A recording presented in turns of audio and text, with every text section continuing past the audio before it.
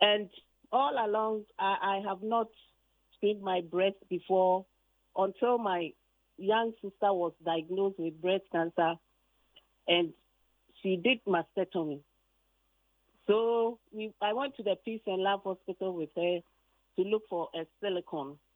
She couldn't get one, so she drove from Takoradi to Kumasi. We went to the Peace and Love Hospital. So when I detected I was not feeling well, I decided to go to the Peace and Love Hospital. And trust me, I didn't know I had a lump in my breast.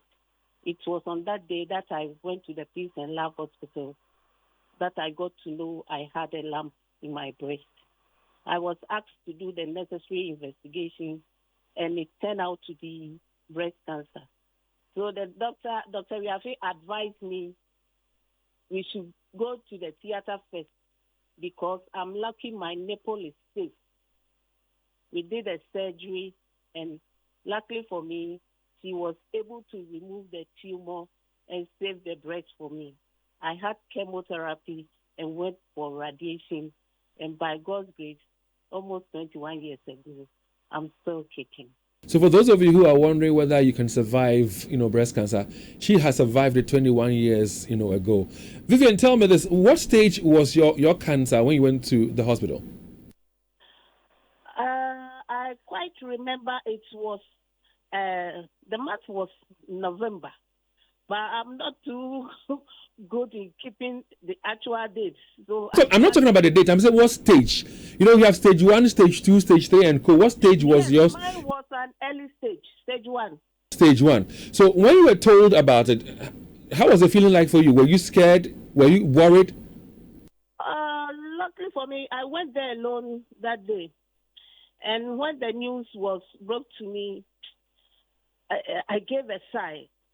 But because of my young sister, I just took it faithfully and decided to move on, listen to the advice of the doctors so that I do the necessary things.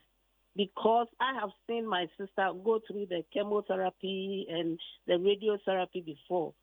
So even though I was not too comfortable with it, I accepted it in good faith and allowed myself for the meaningful treatment. Under such circumstances, there are a lot of uncertainties. Was there any situation where you were scared you might not survive it? No. Believed that you were going to survive breast cancer? Yes, because I was advised it was an early stage.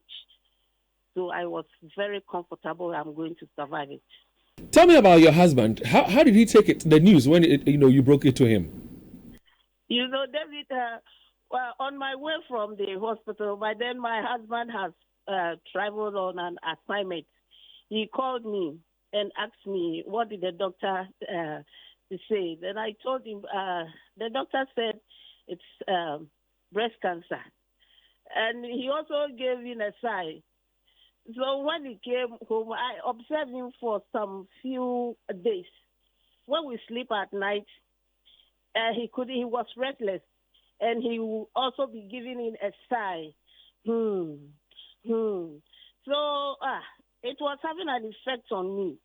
So he has a close friend, and I called a friend. I said, Kofi, this is the situation. Your brother is not sleeping. He's worried, and I think it's having an effect on me. So please talk to him for me. And the husband called him and talked to him, and I think he was comfortable from that time, and he stopped giving me the sigh at night. It was just too much for me. So he was okay and accepted it. So we all move on with the treatment. Is he by you? Can I talk to him? Yes, I'm around. Good morning. Good morning. And thank you very much for your time. Thank you very much for standing by your wife. Now, she says, when she broke the news to you, oftentimes at night when you guys were going to bed, you'd be sighing, and it made her very uncomfortable. Tell me, how did you take the news or receive the news when she told you that she had breast cancer, and how did you find the strength and the courage to support her? Well, one thing is, at that time, it wasn't much in the news that breast cancer is everywhere at that moment. But we had to take it like it was and decided to keep on with the treatment. So when she says that you were on the bed and you be sighing and doing at that time, what was going on in your mind? Yeah, it was surprising anyway. It was surprising because at that time her younger sister had also had it, so it was difficult taking it. But then we had to cool down and decide to keep on with the treatment. That's all. So we'll be talking about the treatment and all, but you stood by her. You supported her throughout the treatment stage till now that she's recovered fully, now that she's cured. Where did you find the strength to be able to stand by your wife? Well, through prayers. That's all. Through prayers, and I knew very well she could go through it. I knew very well that she could go through it. That is it. So let me ask this question then. Many people are of the view that, listen, once you have breast cancer, to a large extent, it is a death sentence. And so we have had situations and stories where several men have, abandoned their women, left their wives to face breast cancer alone. They move on with other women. They don't even bother to care for their wives who have the breast cancer.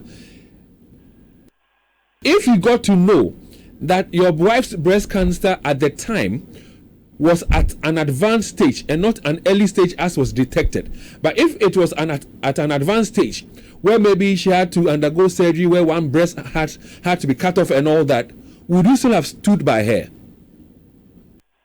Why not stand by her? Why not? Because she's my wife. And if along the way she had gotten this problem, I don't see why I should abandon her.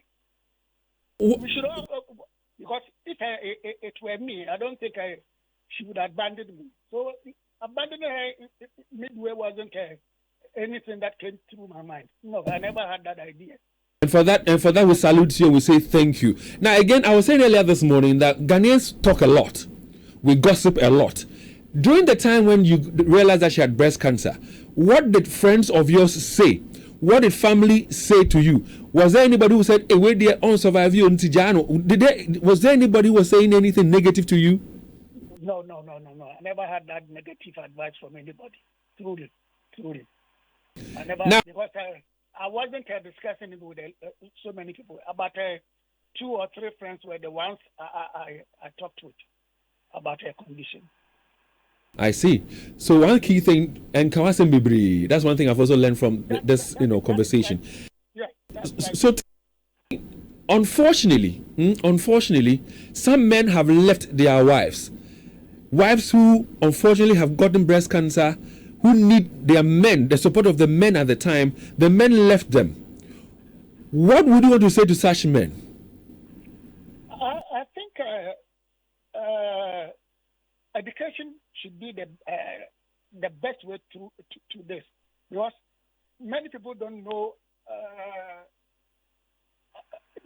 about the disease. So we should all be educated on it so that the courage will be there for any further action. We should have the courage. Like that beautiful advice you've just given. Picture somebody who has a wife right now and the wife has breast cancer.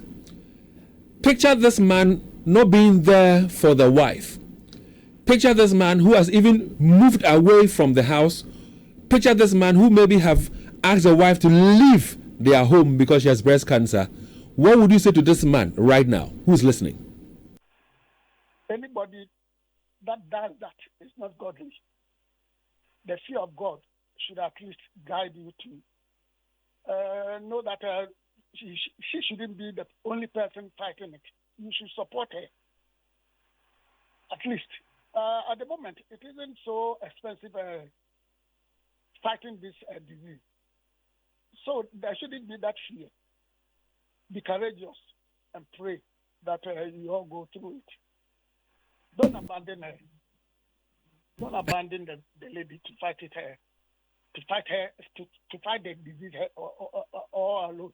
No, don't do that. Don't allow the woman or the wife to fight the disease all alone, is the advice the husband is giving to us this morning.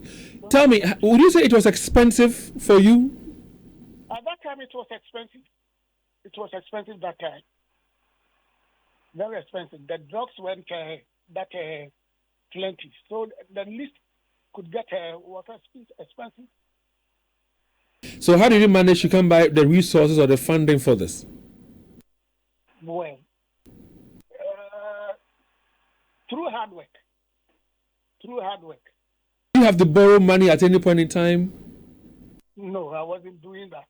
But it strained my resources. Now, so we thank God. Indeed, we thank God. Although you had a strain on your resources, she's alive, she's well, and God richly bless you. So, having stood by her till now that she's fine, what has that done for your relationship, for your marriage? Hey, we are so bonded at the moment, cracking jokes and all that. Yes, we have been so much bonded through that. Vivian, tell me,